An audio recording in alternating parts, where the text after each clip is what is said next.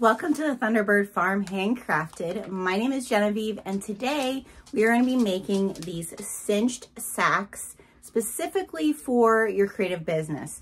You've probably seen a cinched bag like this multiple places. What I wanted to do is help you level up your creative business, maybe a specific product or how you ship a specific product, to level it up to make it feel like a gift. A cinched bag is a quick and easy, domestic-friendly project that you can do, and I'm going to share with you a little bit of how to level that up for your business. If you haven't already, I would love if you would subscribe to my channel. I've appreciated everyone so much. Starting this journey, doing my sewing on YouTube has really been, it is truly part of the healing part for me. I want you all to know that. It's really been such a wonderful journey so far. I've made some really wonderful friendships, and I'm excited to get to know more of you. So please subscribe, like, share this video. If you have any other creative business friends, crafty business friends, this might be a video that they would like, so please share it. As always, there is timestamps across the bottom of the video so that you can skip ahead or skip back, or like I do, skip back and skip ahead multiple times to get my place. So feel free to do that as well. I always love to hear from you, so feel free to shoot any comments, as well as in the details it has links to all my other socials, all the other ways for us to spend time together, so please check them out as well. If you are a member of my Patreon, you knew this video was coming, so I hope you did get your logoed fabric ready to sew this along with me. The really beautiful thing about a cinched sack bag is that you can make it in all different sizes. They're super quick to make. They're fairly cheap depending on what you use to make them. And like I said, they're great to add to a specific product in your shop to just level them up and make them feel like a gift. The gift that they really are. If you don't know already, here's at Thunderbird Farm, I blend my own loose leaf teas, and I wanted a way to kind of level these up within my Special-TEA Bestie kits. Just something to make it feel a little bit more like a gift. And so I decided to make these cinched sacked bags to fit my tea kits, my 1 ounce tea kits inside. So that way, in the Special-TEA Bestie kit, they get this really cute little bag they can use for other things, but it also has my tea inside. What I did to elevate this, to make this for my business, for my brand, is I added this satin fabric that has our Thunderbird Farm logo on it. So I'm going to share with you how to make this fabric on Spoonflower, so that if you want to make your own logoed bags for a product in your shop, you'll be able to do so. I'm going to show you how I cut these out depending on the size of the item. I think that these would be great for your bags. If you're wanting to, you're producing beautiful things in your shop, in your creativity corner. You're making things that no one else can make. All right, truly, I want you to truly believe that the things that you make are very unique to you. Why wouldn't you want to elevate them and make them just a little something extra special? It doesn't need to be every item in your shop. It could be just very specific items like I did here with our Special-TEA Bestie kits. So we're going to make these cinched sack bags for my next month's Special-TEA Bestie kit, and I'm going to share with you the measurements. All right, let's talk about the supplies that we're going to need for these cinched sacked bags that we're making to add to one of our products in our shops. First thing I want to show you though is here's some of the other fabrics that I've made. Obviously this is the lining fabric that I'm using today for my cinch bags. I like to do the satin because it just elevates and adds this whole other feel to your product. But I also make tags for my home decor on Spoonflower. This is their canvas that I usually, when I have some type of coupon, is when I add this to my cart there. But I just took my label, my label that I use on, you know, anything really, and I got these made. I have bigger ones, smaller ones, specifically for home decor items. I like to use the canvas tags on home decor only because it's softer. It's not like a cork tag or a fake leather tag like we use on our bags. So I highly recommend that if you do any home decor in making your tags on their canvas. And then I cut these out, I serge the ends, and then I just sew them onto the items as I make them. I do that specifically on my floor pillows that I make. All right, so here we have our supplies. There is not much to make these, which is nice, as a quick little sew, which is what you want, especially if you're adding it to a product. We're going to need our rotary cutter and our ruler and our mat, of course, because you're just cutting square. There's no pattern for these. You're also going to want to have some of this twill, I guess it's like, you know, twill ribbon. It's flat, it's not twine or cording, but I get this at Joann's. I use a coupon for that as well. I have it in gray and in the canvas color. That way it matches most fabrics. I just buy the whole thing when I need it. You're going to need a safety pin or one of those fun little tools that pulls things through. So when we get to the cinched part, you have something to pull through. And then you're going to want the item that you're making the cinched sack for. So that's the other thing. Measurements for this, I'm going to share the measurements for mine that I'm making. But if you are going to be, say, making these bags to put a bag that you make or another item that you make for your shop into, you're going to want that item to be able to measure it out so that you have enough of fabric for that bag. Now, this here, these size bags, these are a 9 by 12, okay? And so I want 2 of my exterior, 2 of my interior, okay? I have all of those cut in here that I'm going to be making in my project bag. So again, 9 by 12. And usually what I do when I get the item is I'll lay it down and I'll measure it out. Now these bags, I only box the corner 1 inch. Okay, so the bottom does not, for these, need to be very wide.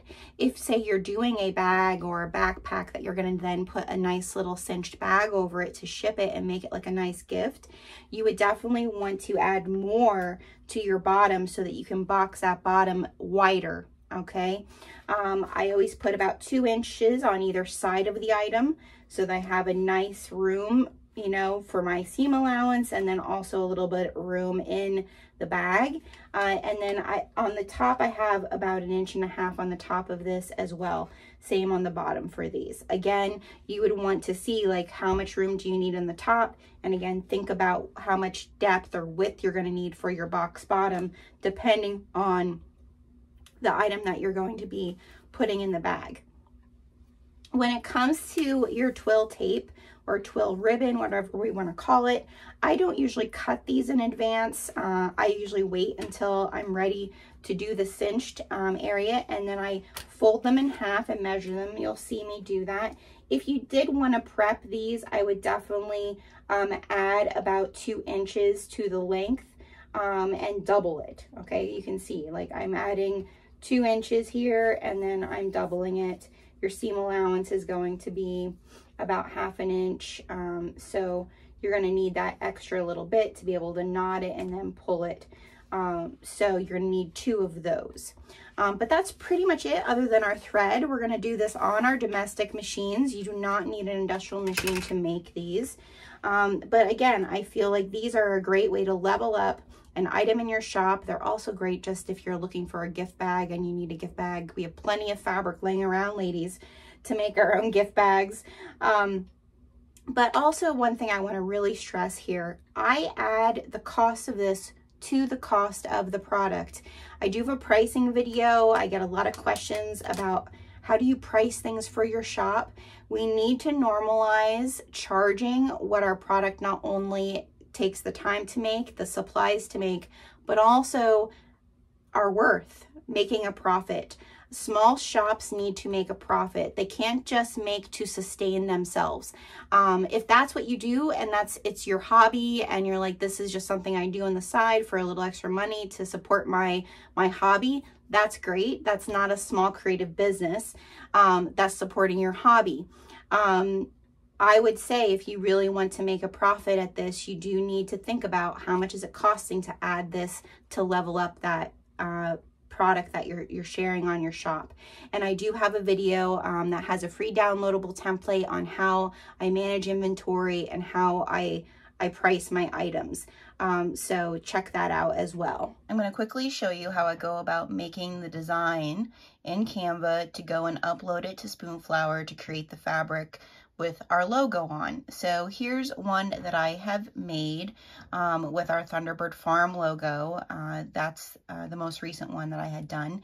And the one thing that you want to make sure that is very important here is the sizing of this. So if you go, when you go to make your size, you can custom make a size when you're doing this. So it's a 1080px by 1080px is the size here, and that's specific because you want it to be able to replicate your image over in Spoonflower, and also to print it nicely for you. So that's the first thing, is you want to make sure that it's a 1080. Square is very important. It's going to use this corner down here as the thing that replicates after each other, if that makes sense. So I would start, if you're doing this, just with a simple square. The more of your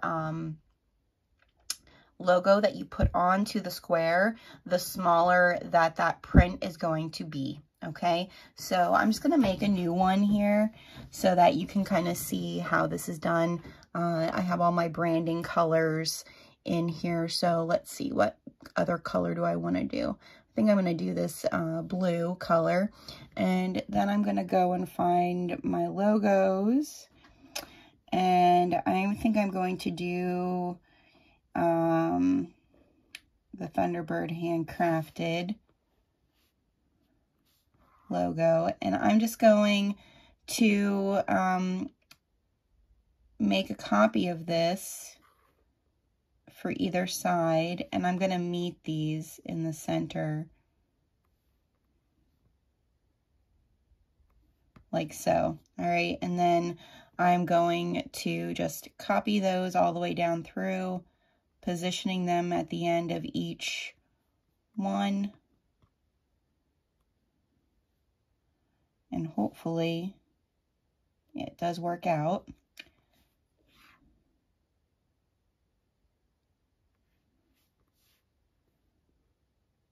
Just like so. Okay. All right, so there I have my fabric. This is going to print continually when I go over there. I do need to download this, so wrong thing, Jenna. All right, and we need Canva to provide it to me. Sometimes on my iPad, Canva's funny. I have to update it. There, what the world? Come on. Let's see here. Nope, it's not letting me do it. Sometimes we have to back out and come back again. It saved it, so let's go back into my Canva and redo this. All right, so we're in here. There's the thing to download. Thank you, Canva. Now I'm going to choose that file to download. Of course, here comes Apollo. He knows I'm recording. I'm going to download that. There it is. I'm going to open this into, I'm going to save my image. I can just save it right here. Now I'm going to go over to Spoonflower. Okay, so I have that image saved, and I'm going to go into, not my cart, my account. I'm going to go into upload design. Okay, and it gives you all the rules here. All right, I'm going to upload the photo. There it is. I'm going to add it. Okay, once it's done, I have to click that, say I agreed to not using anyone else's images and so forth. I'm going to upload it.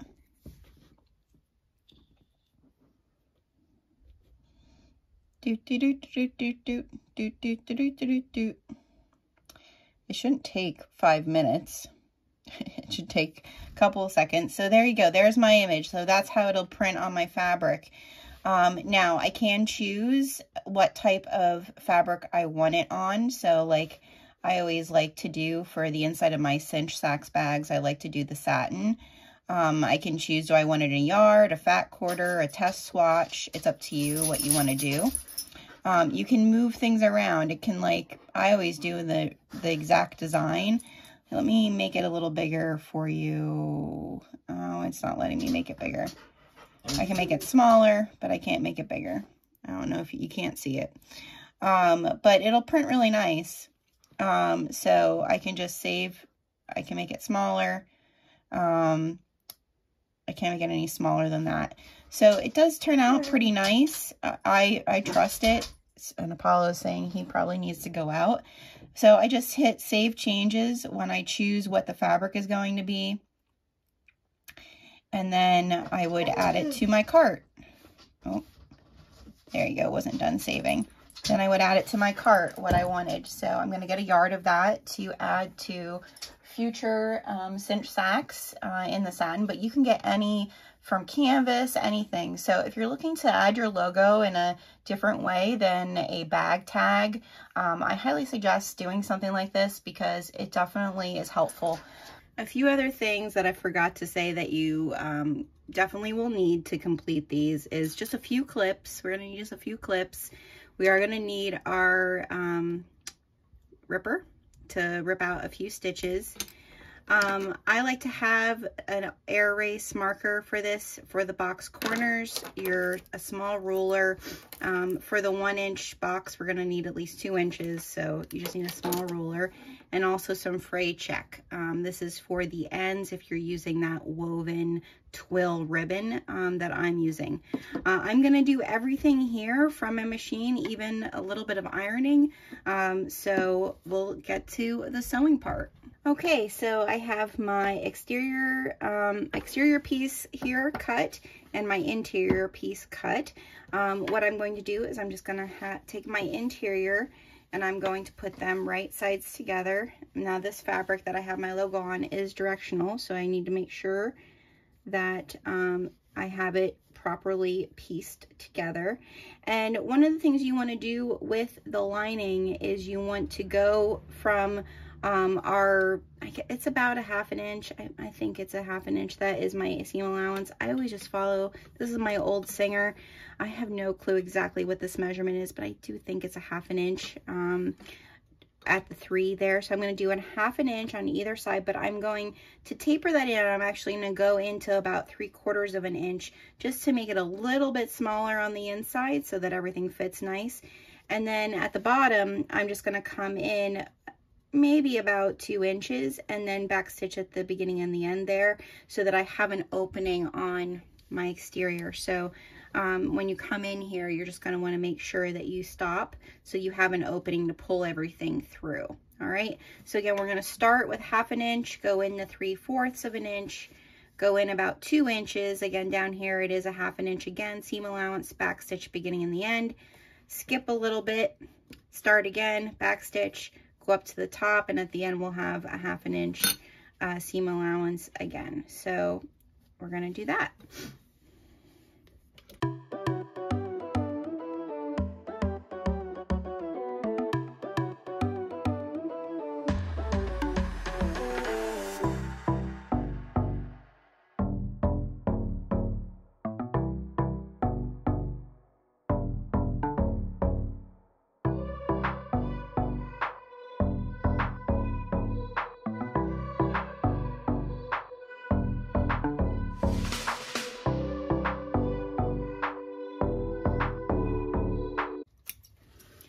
The satin is always tricky it likes to move on you.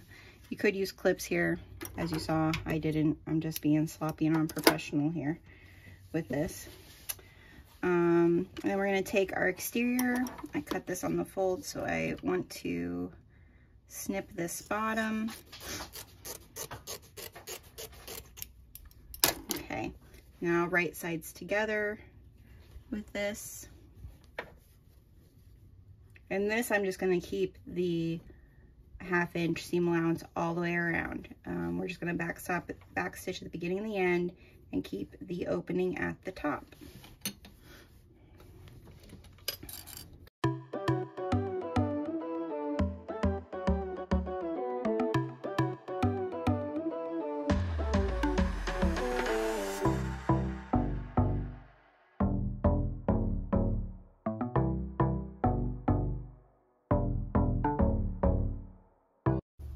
Now what we're going to do is we're going to box our corners. So the way I do it for these, because my box corner is not very large, I mean, even if it was very large, I could still sit here and do it. I put my hand in and make a triangle at the bottom. I try to make sure that that seam on the bottom and the top is meeting. That way I know it's even on both sides. I lay it down. I get my erase pen and my ruler, and what I'm going to do is I'm just going to have it that it's 2 inches right there to right there, and I'm just going to mark across that like so. Put a clip in there just to hold it for me, and then I'm going to stitch it straight across, back stitching at the beginning and the end to hold the stitches.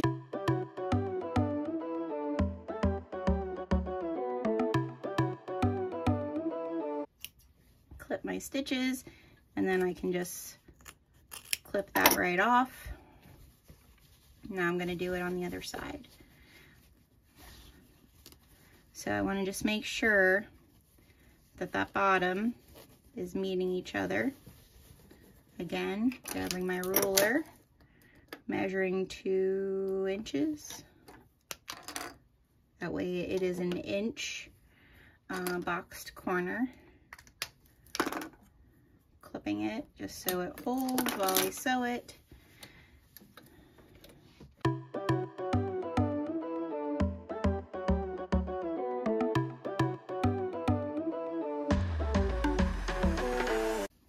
And clipping off the excess. All right, so I have my exterior done. Now I'm going to do the same thing for my interior. And the satin again is always a little tricky, but it adds such a nice little sachet feel to it. So I'm going to do the same thing. I'm going to measure 2 inches, put a clip there to hold it.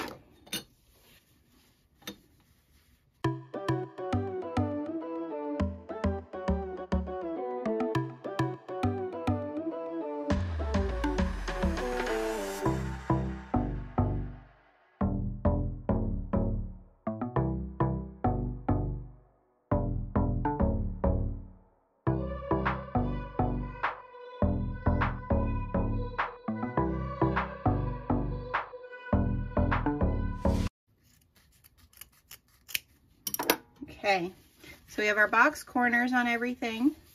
All right, and now what we're going to do is we're going to turn everything right side out. Okay, this is the part that always confuses me.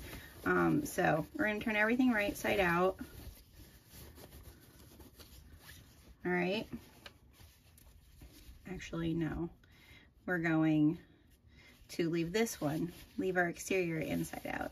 And we're going to put our exterior inside our interior. See, I was going to confuse you guys. So turn your exterior right side out, leave your interior the way it is, and you're going to put right sides together. Now, the most important part here is making sure you could take it to your iron and iron these flat, but the main thing is to make sure that they are flat, that the seams meet each other, because that way when we go to thread things through, everything is working in our favor. So we do want to make sure that that is clipped. Same way with this one. Make sure those are flat, flush with each other, and that this is flat too. Just really want to make sure that you're able to get everything in. So clip those, and then we're going to clip just a few clips around the top to hold it in place.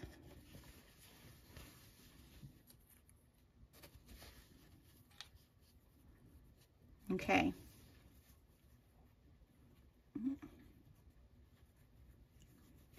Now what we're going to do is we're just going to do a 1/2 inch all the way around, enclosing everything, okay?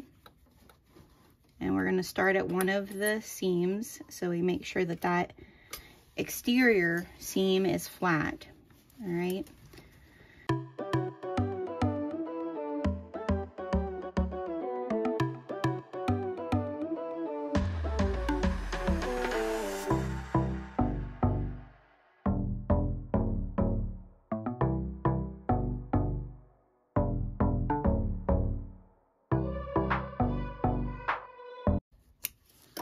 Now what you're going to do is we're going to just pull our exterior through our hole that we made in the bottom.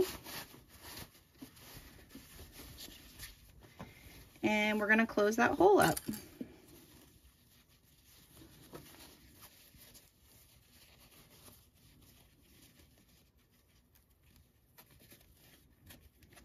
You could put a little woven tag here, but again, you're trying to make things as economic as possible, but also as nice as possible. So remember, every little thing you do adds to the price of your item.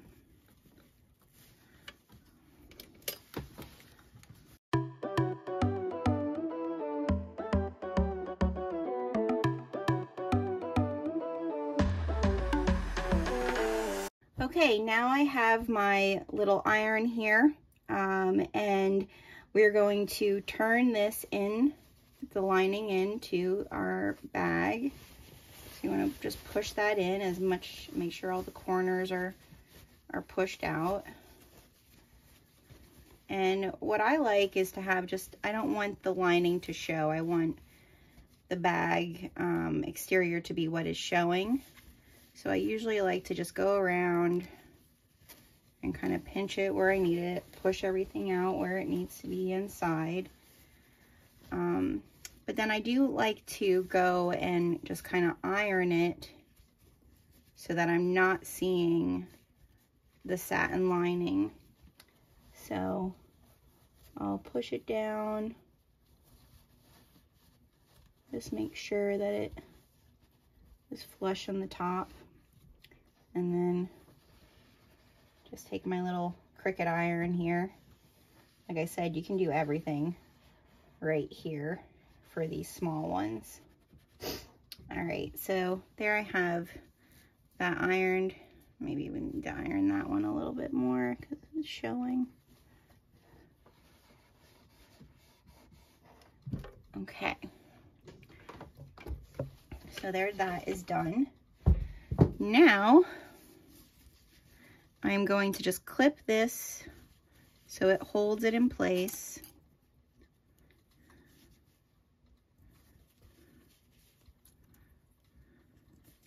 I'm going to do this from the inside. I know that I could do it from the outside. I just like to make sure, sometimes a little harder to know that you're not like pulling your satin. I'll do it from the outside just so that I can show you guys. But I'm just going to do my little 1/2 inch at the top, and then I'm going to measure out for the pocket where our twill ribbon is going to go. So I want to start at one of my seams. It's about it's about 3/4 of an inch I like to have on the top. So we're just gonna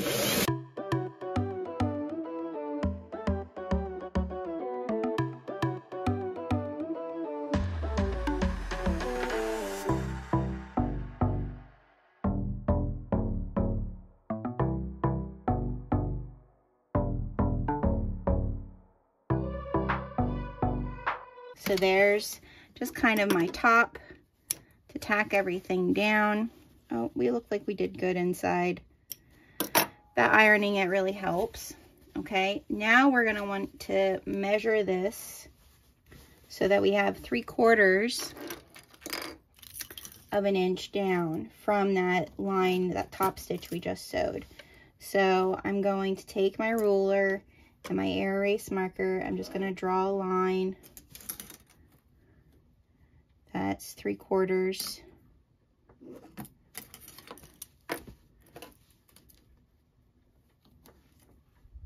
All the way around. Okay, and now I'm just gonna take this, I'm gonna start again at my seam. Okay, back stitch at the beginning and the end.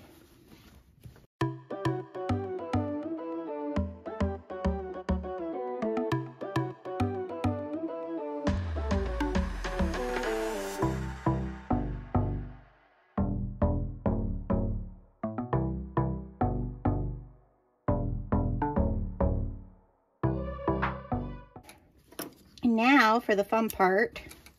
Now that we have the bag sewn, oh, look what we did. Oh no. Good thing we can rip, we have a ripper handy. Always make sure you're not, I thought it sounded, you probably heard it too. Probably sounded like I caught it. And I gotta be careful not to rip my satin in here with that back stitch.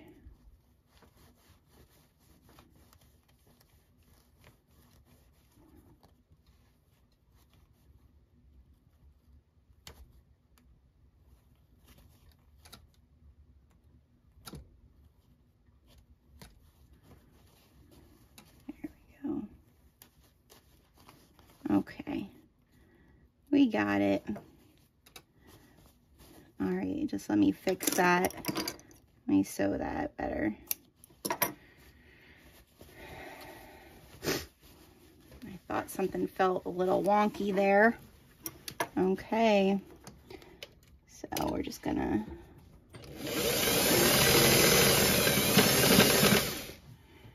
okay.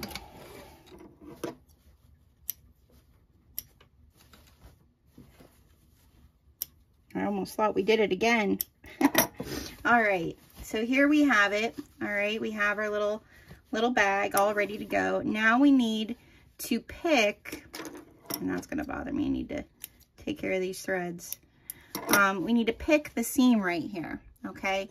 So I'm gonna first find one, and then I'm gonna turn my ripper around where I'm using the little red, like needle top, and that's what's gonna go in, just so I can make sure to open it. So I'm gonna open both of them that way, both, not the interior, we're just doing the exterior, okay? And that's gonna be our holes for our twill ribbon. Now we have our twill ribbon, and like I said, I usually don't measure this beforehand. I measure it once I have the bag made. What you wanna do is you wanna fold it in half, okay? And then you wanna kind of measure out how much you want on either end. I don't need that quite that much. That's good. So I need, that's one, okay? And then I need another, I need two that size. So I want to measure out another one.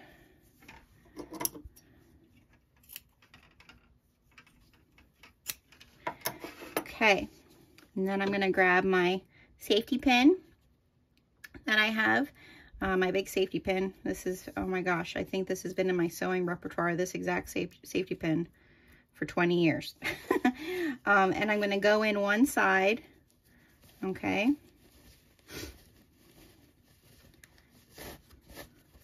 And when I get to the other side, I'm going to come out, because sometimes it can be hard, especially with your, you know, your lining, to find where's the out part. So I want to come out, and then I want to go back in, okay?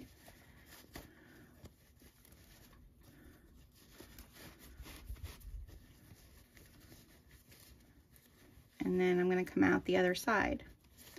All right. And once I'm out, I'm going to knot this. Don't lose your safety pin. I'm gonna knot this, and then this twill ribbon, it frays, so I want to cut that, and I'm gonna put some fray check on it, just so It stays nice. All right, so there's one side. Now I'm gonna do the other side. So I'm gonna get my safety pin again, put it through. Now we're not gonna go in this side, we're gonna go in the side that we didn't go in. All right, so we're gonna go in this side where we don't have anything sticking out.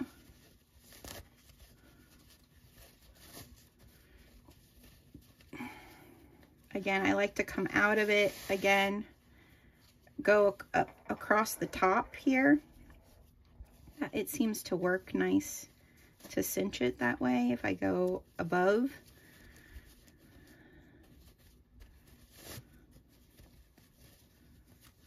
And then we're going to come out the other side here.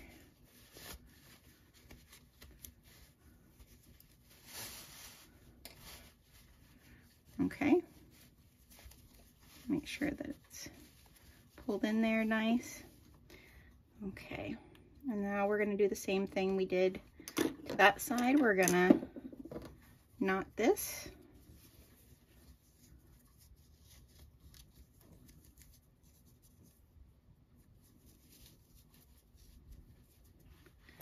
I'm going to clip the end,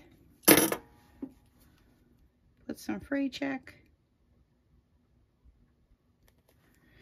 All right, and there we have it. We have our little cinched sack.